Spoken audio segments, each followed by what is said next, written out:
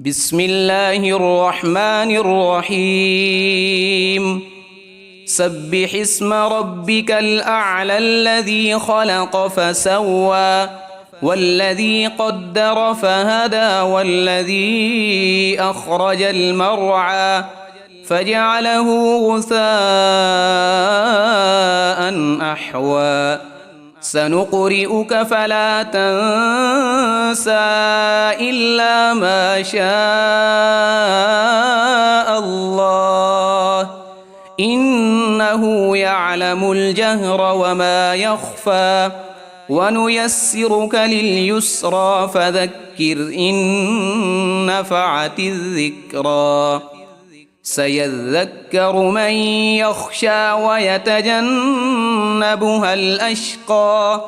الذي يصلى النار الكبرى ثم لا يموت فيها ولا يحيا